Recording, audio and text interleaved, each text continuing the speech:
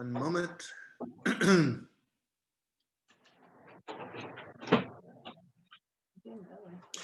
the meantime, today's tea brought to you by a Wild Zinger, the berry blend.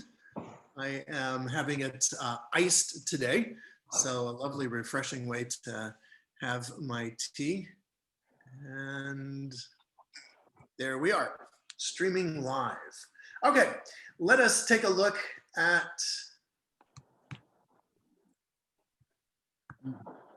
Jewish tradition and its understanding of what is stronger than death.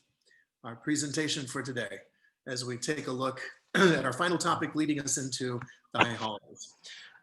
To begin, we begin in Deuteronomy, chapter 16. Again, the book of Deuteronomy is a fascinating book. We've been reading that in our Saturday morning Torah studies, exploring the history behind the book of Deuteronomy, presented in the Torah as being part of Moses' farewell address. But many scholars are convinced that this was perhaps written long after Moses. Indeed, perhaps during the time of Josiah, maybe even with a little bit of Josiah's input, Ezra and Nehemiah involved in that process. At any rate, in the book of Deuteronomy, we read as Moses is instructing the children of Israel when they get into the land that they are to establish courts, and that in those courts they are not to judge unfairly. The people involved shall show no partiality. They shall not take bribes, for bribes blind the eyes of the discerning and upset the plea of the just. And then I left the words untranslated. Tzedek, tzedek, you shall pursue, that you may thrive and occupy the land that Adonai, your God, is giving you. Tzedek, tzedek. We hear those letters, tzedek, in what we refer to as, people who are righteous. They are called a tzaddik. We use it in reference to tzedakah, which we're going to explore in a bit, but it is repeated here in the Torah. Tzedek, tzedek, tirdof in the Hebrew. Justice is often how it's translated. But let's see what some of our commentaries tell us. Here is the verse itself, tzedek, tzedek, tirdof. Again, we have to pursue this stuff called tzedek. Again, righteousness might be one translation for it. We're going to look at Ibn Ezra, a biblical commentator from the Arab countries, from the golden age of Spain time, the 1200s. Tzedek, he writes, Scripture is addressing this to the litigants. He is saying, he is actually going to give us three different things. So those who are involved in the trial must be righteous in their testimony. They both have to be seeking this righteousness or this justice. Ibn Ezra translated as justice, and it appears twice because one must pursue justice, whether it is to one's gain or one's loss. And so for Ibn Ezra, this is at least this part of his interpretation. Tzedek is related to a court case, and those who are involved have to be prepared to, yes, possibly win and to possibly lose. This may be costly. But he also indicates that another understanding of it is that this tzedek, this justice or this righteousness that we are supposed to pursue is repeated because we are supposed to seek this all the days of our life. It's repeated for some emphasis. So on the one hand, the two tzedeks involved, the two litigants involved in a particular case, the defendant and the prosecutor, that both have to be honest and righteous and expect that there's going to be justice and be prepared for whatever that cost may be. Or it's referring to us as individuals that this tzedek, this, again, righteousness or this justice, however we're going to translate this, that this we have to continually pursue all the days of our life. This is something that we are always going to be engaged in and always have to engage in. And so in Ecclesiastes chapter 3, we find a very curious verse. Yadati, I know that there is nothing better for them to do than to be happy and enjoy themselves as long as they live. Here in Ecclesiastes, the author of Kohelet is referring to workers, to people in general. You know, that it is the goal for them to be happy and to enjoy themselves as long as they live. That is indeed very much what we are about. We've even included that, so to speak, in our in the founding papers of our country, where the pursuit of happiness. And so this is something that we are to engage in. But there's a variety of degrees of that kind of happiness. And, you know, there is happiness that we might be happy about that others might not be. And so our commentary here is going to point out sort of a world lesson about this type of happiness.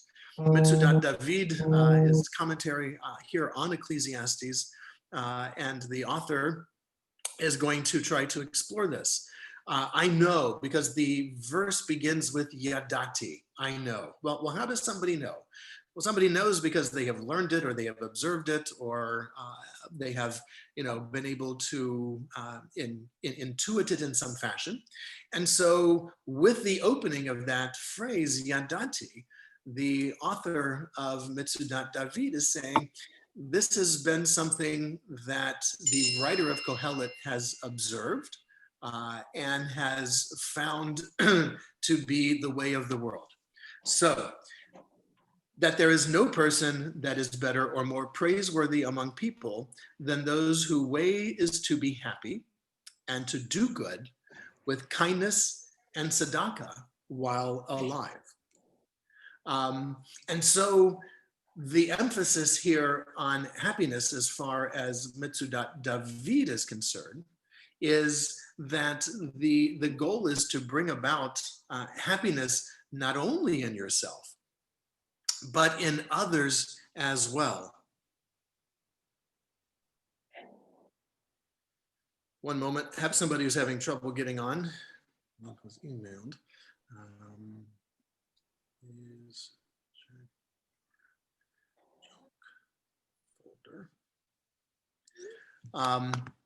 And so if we're looking at the way of the world then, according to this verse in Ecclesiastes, we are seeing that happiness is ultimately the goal, but how one achieves that happiness, according to Mitzudat David, is going to be a way that is going to bring happiness to you and to other people as well. Helene, you have a question. Feel free to unmute yourself.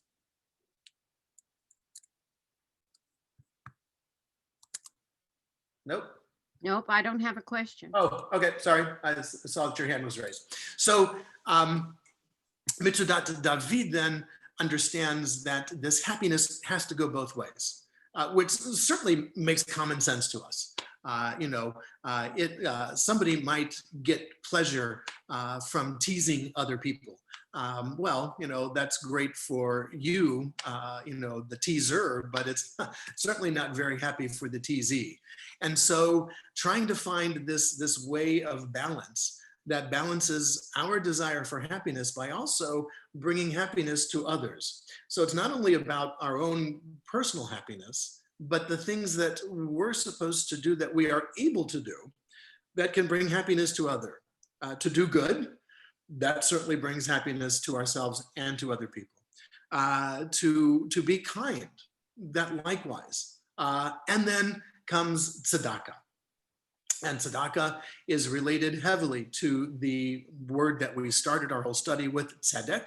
Again, tzedek often translated as justice or as righteousness. Tzedakah here, well, let's take a look. Rabbi Jonathan Sachs writes about how we might understand this tzedakah, the word tzedakah. Mishpat, which is justice, laws and rules alone cannot create a good society. To it must be added tzedakah, Distributive justice. Interesting. He's taking tzedek, related to the verse in Deuteronomy with regards to court cases, which is about justice. And so he is saying tzedakah here is related to justice. But he's added this phrase, distributive justice. We'll get into that in just a moment.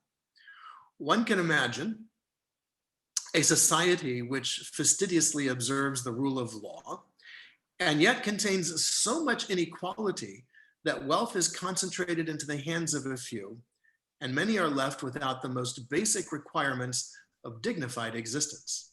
Rabbi Jonathan Sachs is a modern rabbi, by the way. There may be high unemployment and widespread, sorry, I got to move some things around here so I can finish reading my slide, and widespread poverty.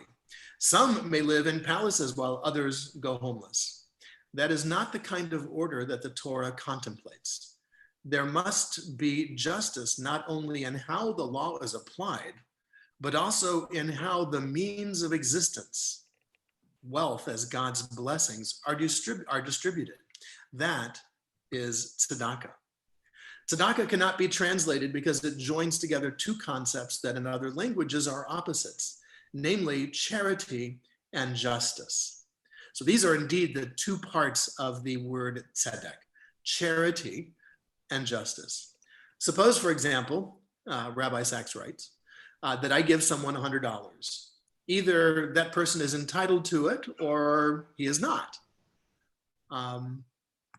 If he is entitled to it, then my act is a form of justice. In other words, I owed him the money, or I needed to pay him for services rendered, or whatever it is. And so the scales are tipped. I have committed to doing this. I haven't yet balanced the scales yet because I haven't paid him. Now I have paid this other person, and now the scales are balanced. If he is not entitled to it, then the act of giving this $100 is charity. I'm giving it because I feel like giving it.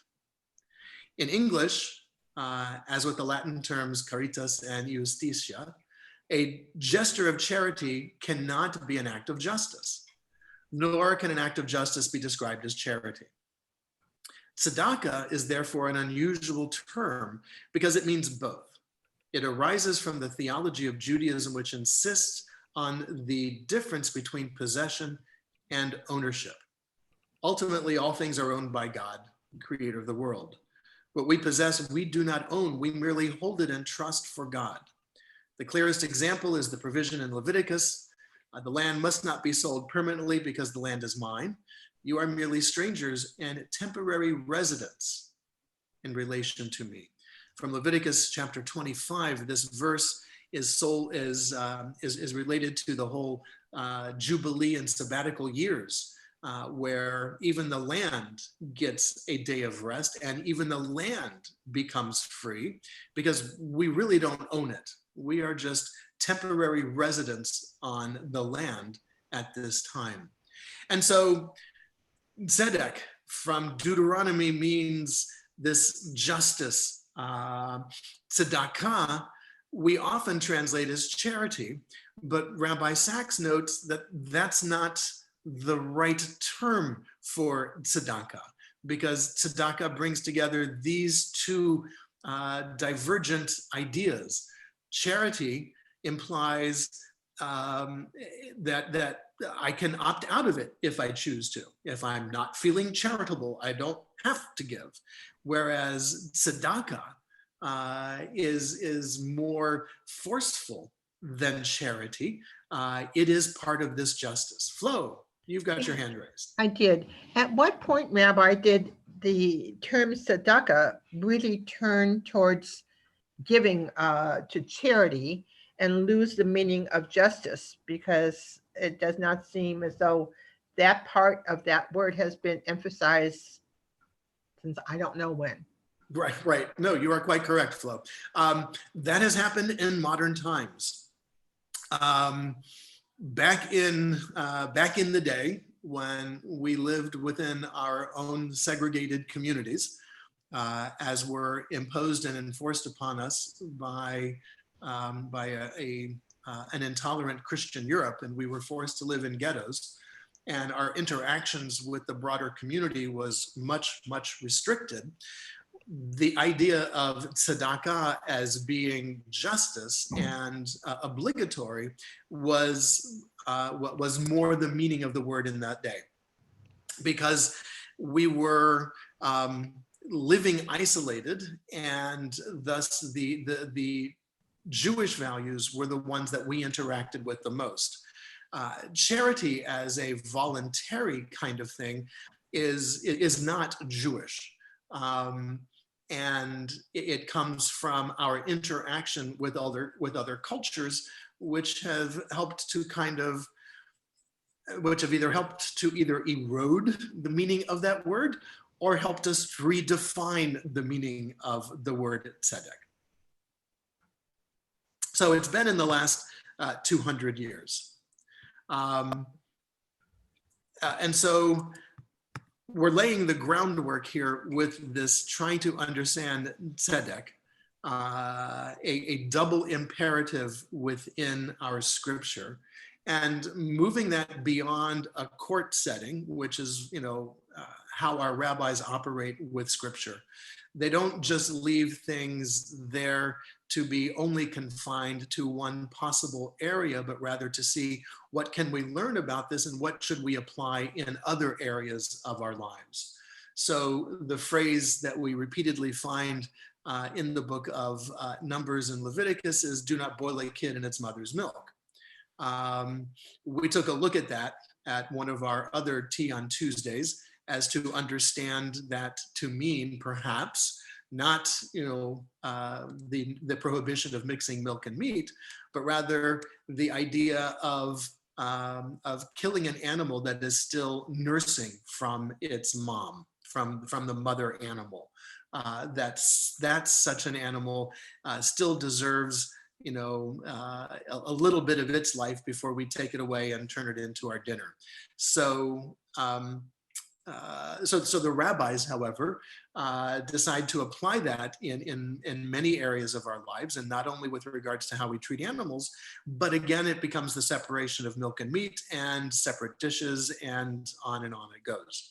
So the rabbis want to try to make sure that they have brought all the possible meanings out of these verses for us to wrestle with and for us to learn from. The repetition of tzedek, tzedek tirdof, justice, justice shall you pursue, implies on the one hand, with regards to courts, because look, if our courts are corrupt, well, our society is in big trouble. So obviously there's a lot of power there. Judges have a lot of power, and therefore the rabbis in our Torah want to make sure that these people understand their power and to use it wisely and not to become corrupted by it.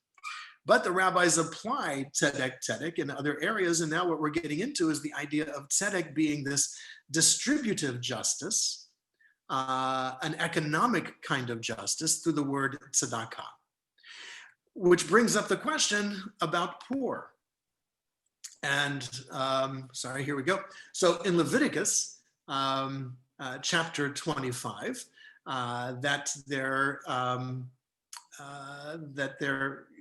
comes a time and a day when your brother is in need, and your brother is in need. If a member of your community has become so poor that person cannot support himself among you, you are to assist him as you would a foreigner or a temporary resident, so that he can continue living with you. Again, these are, this is coming to us from, 2,500 years ago, 3,000 years ago. There was an obligation that the community had to its members of that community, even if they weren't indigenous to that community.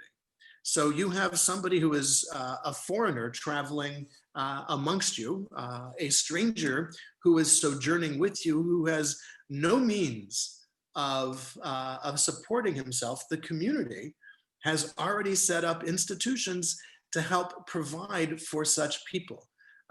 So back in the day, we read in the Talmud that, everybody in the Jewish community was taxed. And that tax went to pay for these communal services, which included food and clothing and shelter. And if you needed it, you were able to take part of that system. But at the same time, you also had to turn around and give some of it back in some fashion. So there was, everybody who was involved in the system was both giving and taking.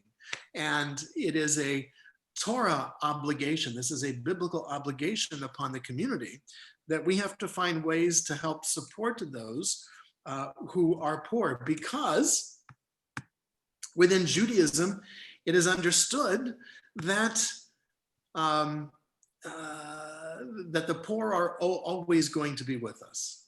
Okay, again, this is repeated in Deuteronomy. You must open your hand to those who are in need. Guard yourself against allowing your heart to entertain mean-spirited thought, that because of the seventh year, the Shemitah year is in hand, you would not, you should be stingy towards your brother. So this even operates when the time is coming when all the debts are going to be annulled. And you've got somebody in your community who's in need, who needs a loan, whether that loan is of seeds or animals or money. In order to buy seeds or animals, you still have to make that loan. Even though you're only going to regroup a year or two of it at most, you still have to make that loan.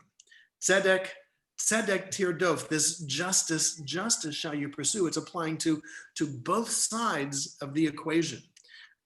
It is not necessarily the fault of this poor individual who is in need. There could have been a drought, there could have been a flood, there could have been a pandemic, and they could have lost their job. So we know that as a society, Judaism judges the health of a society by how well it is taking care of the weakest within that society. Tzedek tirdof, justice we must pursue.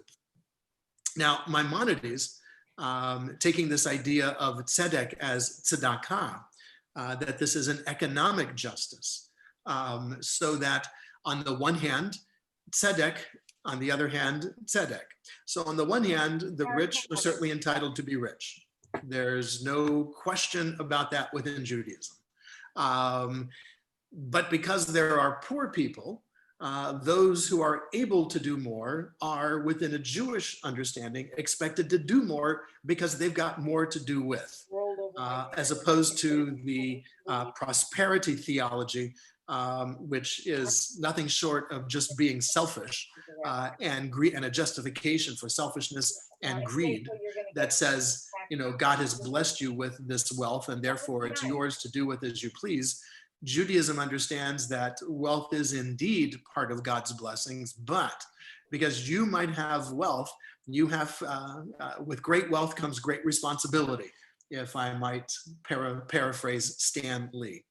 And so in this idea of tzedek, of righteousness, of justice, now being applied to and understood in the form of economic justice, we take it to the next step with Moses Maimonides, who found a way to kind of quantify the different types of tzedakah, the different types of giving that we encounter. He has 8 different levels, with number 8 being the highest. So as we ascend in numbers, we are ascending in higher virtue and in higher attributes of the one who gives in this fashion. So the lowest form of giving, and again, within the Jewish community, everybody had to give. And if you didn't want to give, the community would come in and would take from you. So the religious council, the Beit Din, had in its authority the ability to confiscate property equivalent to what it is that you should be taxed if you should decide you're not going to give. And during those days, you didn't have a whole lot of recourse because you were living in an isolated ghetto. And if you were to get kicked out of that ghetto, During those days, Jews did not wander, we didn't go vacationing from one ghetto to another ghetto. If we got kicked out of one ghetto and appeared in another ghetto, the first thing going through that community's mind is, what did you do, in your previous community? Because you don't just pick up your bags and go travel around through this part of the world at this time, because people are very happy and ready to kill Jews. So there was a lot of there was a lot of public pressure brought to bear on all the people involved in the community to give appropriately and to behave in a particular way. So the lowest form of giving for Maimonides, the Rambam, Moses ben Maimon, is the person who gives reluctantly and with regret. Okay, this certainly makes sense. The person who gives graciously, but less than one should give, is a little bit higher than the one who gives reluctantly, but with regret. The person who gives what one should, but only after being asked, is slightly higher than the previous two. And the person who gives before being asked, well, that's even higher than the previous three. But again, we keep moving up the ladder. The person who gives without knowing to whom he or she is giving, although the recipient knows the identity of the donor, is higher. But higher than that is one who gives without making his or her identity known. So therefore, both the giver and the recipient of these funds have no idea where it came from or where it was going.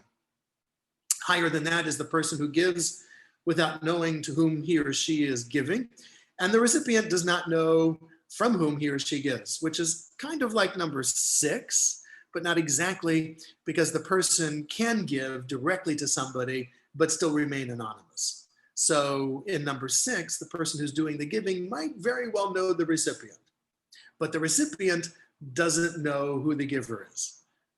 Higher than that, number 7, is where neither one knows who has given it or where it went to. But for Maimonides, the highest one of all is the one who is able to move the person from a basis of need to a basis of independence, either through loan or job training or even a job. And so, feed a man a fish, he eats for a day, teach him to fish, he eats for a lifetime. So that would be very much a modern way of putting Rambam's number 8, which is the highest level of tzedakah. That's the motto of Ort, I'm sorry? That's the motto of Ort, number 8. Right, yes. People get an occupation or a way to self-support themselves. Exactly, yes, absolutely. And a number of those worker training programs back in the day were started by Jews because this was part of our value-based system. Giving them an education. I remember my hearing stories of my great-grandmother teaching the peasants in her community how to read, back in Poland. And it wasn't just the Jewish peasants, it was all the peasants. She would teach them to read because education was so much of a value, but that's because you can go on and do more with an education. So exactly. So Ort and many other organizations. And not that this is just strictly a Jewish organization, because there are many organizations that do this. But within Judaism, this is, according to Maimonides, one of our key values. So we took a look at the Untitled Chapter previously. And one of the pivotal phrases in the Untitled Chapter prayer and poem reads, repentance, teshuvah, tefillah, utzedakah. Repentance, prayer, and tzedakah deflect the severity of the decree. What is the decree that we explored in this very powerful poem and prayer? The decree is that we have no control over what happens in our future. That is the harsh reality of the Untitled Chapter poem and prayer. and the harsh reality of life. We live in times of great security, and so therefore have been lulled into a sense of control. If I wear my seatbelt in my car, all will be well with me when I travel. If I do not smoke and exercise and eat right, all will be well with me with my health. Well, for the most part, that's pretty much true, but that's not absolute. And we know that. There are traffic accidents, there are diseases that manifest themselves in people who were just previously healthy as a horse. So what the Untitled prayer and poem remind us of is that we have no real control over what's going to happen to us in our future. But through these three items, repentance, learning from our mistakes, seeking forgiveness, prayer, reflection, acknowledging a higher power in our lives, and teshuvah, tzedakah specifically, these are going to deflect the severity of the decree. Well, how?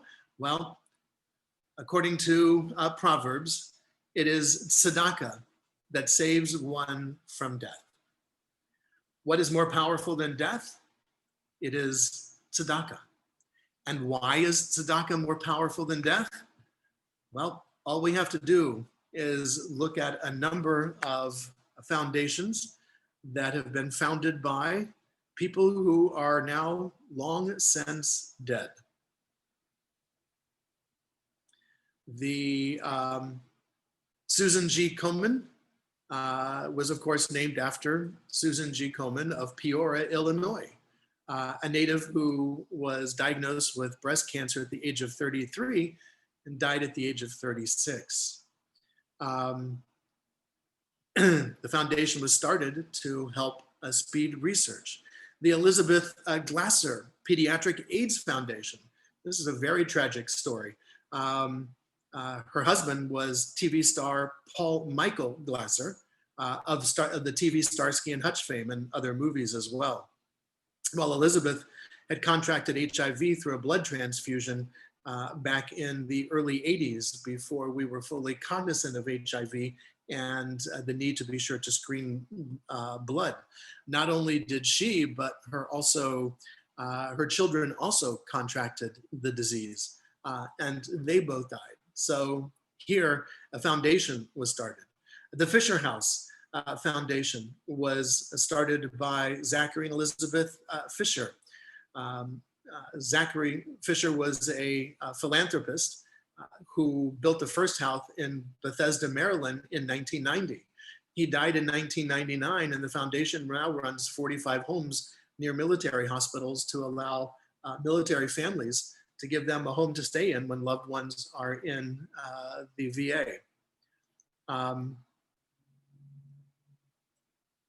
Of course, we all heard of the John D. and Catherine T. MacArthur Foundation, known as the Genius Grants. MacArthur, John died in 1978, and yet here we are still learning about them. And the Robert Wood Johnson Foundation, likewise. Robert Johnson died in 1968, but he left $400 million to endow this foundation to try to continue to improve health. And the Pew Charitable Trust, started by the children of Joseph Pew, who was the founder of the Sun Oil Company, Sunoco, if you remember them back in the day, kind of like Carnegie, the steel barons, and many others who saw it as their obligation for having achieved, this the blessing of prosperity and wealth to pay it forward. Likewise, in our own community, we have funds within Temple Beth Or that enable us to connect with people both living and no longer living, that enable us to connect with their values and learn more about them. There is the Zucker Scholarship Fund, the Globerman Fund, the Dottie Abel Fund, who used to run the religious school, We have the Carol Sherman Fund, past president, as was Lou. But so families have chosen to maintain the names and values of these individuals by giving tzedakah. And so when Proverbs tells us that tzedakah saves from death, it is because the memory of those people who have chosen to give that tzedakah are very much still a part of our lives, even though they themselves are no longer physically with us, or that we knew them. I never knew John D. and Catherine T. MacArthur, but my God, I've heard that name mentioned so many times during many of my PBS shows and other news stories that I know John D. and Catherine T. MacArthur. So it's rather curious how thousands of years ago, our tradition recognized that there are things beyond our control. And the only control we really do have is what kind of a legacy we're going to leave behind. And so Proverbs teaches us, Tzedakah tatzil mimavet, that tzedakah saves one from death. And so what is more powerful than death? That which outlasts our lives, tzedakah. Reputations will come and go. Famous and infamous people will drift from our minds and drift from the impact in our lives. But those who have given of themselves in some way are able to move themselves into the future in a way that transcends their physical existence. We still speak about Dr. Martin Luther King Jr., Mahatma Gandhi, and so many others who lived a life of tzedakah in many ways. In addition to those who were blessed with prosperity, we talk about those who lived as a tzaddik. Again, there's that word, tzedek. So it is tzedek that is more powerful than death. Comments, thoughts, questions? Rabbi, what about the concept of restorative justice? Is that in Judaism?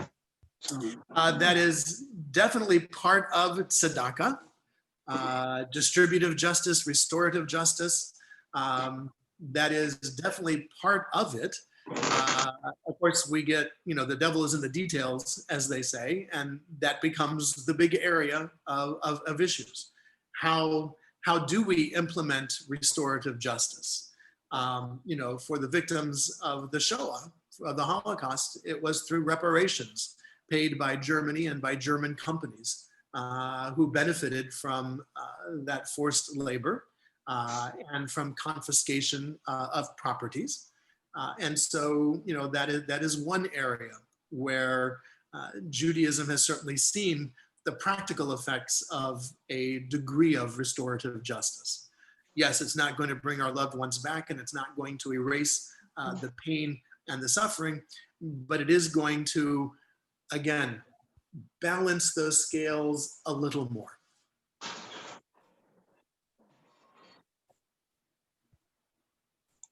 Other thoughts? I do. I have a thought.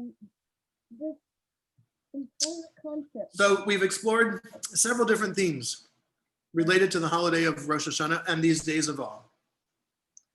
Perhaps the common theme of all of our discussions, excuse me, Seed, I had squeezed some lime juice in my wild berry tea and got a seed. The common theme related through all of this is that in Judaism, these days are not called the high holy days. They are called Yamim Noraim, days of awe, but also days of fear.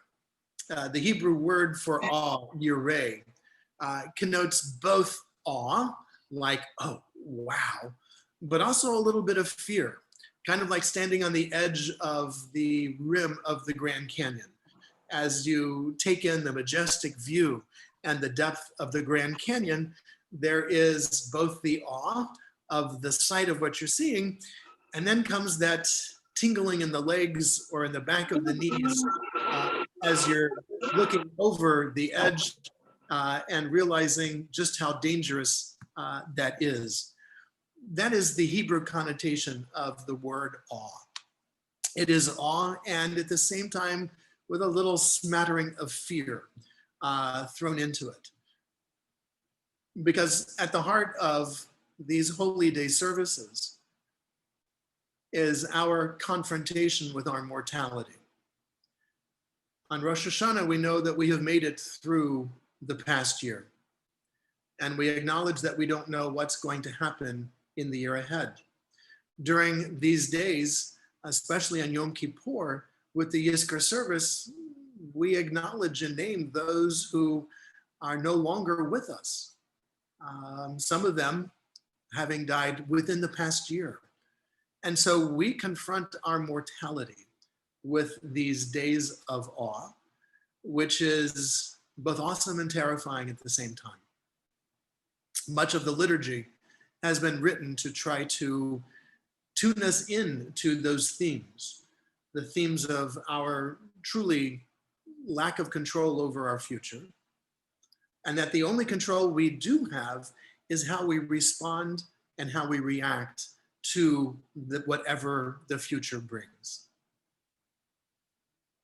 But teshuvah, learning from our mistakes, and prayer, the idea of introspection and meditation, and tzedakah, those three elements have a way of deflecting the severity of the decree, not erasing it, but giving us the opportunity to add deeper meanings to our coming year with those three acts. And with that, we will bring to our close our prelude discussions as we ease into the high holidays, beginning these Yamim Noraim, days of awe, beginning this coming Friday evening. Again, watch your email for all the current links and schedules. Some have already been scheduled on our YouTube channel, so you may have received them. Any other thoughts, questions, or comments that we would like to make at this time? Chris, be sure to unmute yourself, please.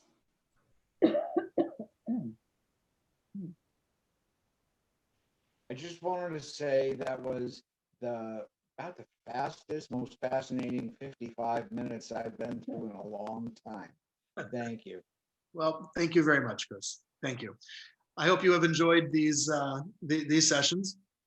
Again, we're not able to get together in person during our holidays, and a Zoom is a poor substitute for face-to-face interactions. Nonetheless, we're able to meet and discuss and explore things that we have not heretofore had the ability to do in ways that we had not been able to do. So I am hopeful that these will be meaningful sessions, that these have been meaningful sessions for you. These are recorded on our YouTube channels and will be on our webpage, so feel free to share them or revisit them as you would so like. And I wish everyone a Shana Tova Umituka. Here's to a better and a sweeter 5781. Oh, a little bit of Gematria trivia for us as we come to a close. We're entering the year 5781. And in Hebrew, without a separate numerical system, Hebrew letters are Hebrew numbers. Obviously, there is a separate numerical system in Hebrew now, but it was not there originally. Just as Roman numerals are numbers and also letters, so too are Hebrew letters also numbers and letters. So Hebrew words are numbers, and numbers are Hebrew words. So the value for 81, the year that we are entering, equals the Hebrew word lahavdil. Lahavdil means to make a distinction, a separation, a difference, making a difference. In colloquial Hebrew, it means the opposite. So you're talking to somebody, who's going along about, something, and you want to emphasize that, you're hoping that something will be the opposite. You will say lahavdil. It'll be just the opposite. So I'm hopeful that with the Hebrew number letter being 81 lahavdil, the opposite, I'm hopeful that 5781 will begin in the opposite, that 5780 has come to an end, that our pandemic will end, that our physical separation will end, that our wearing of masks will end, because we will have the opportunity to emerge from this pandemic in a better spot. So here's to a better 5781, everyone. Shana Tova Umetuka, to a good and a sweet year. Shana Tova. Shana Tova. Thank you all. See you Friday night. Thanks, All right, Rabbi. Yes, I guess you're welcome. Or I guess you'll see me Friday night. yes. See all of you soon. Okay. Bye. Be safe, everyone. Yes, you too, Rabbi. Thank you.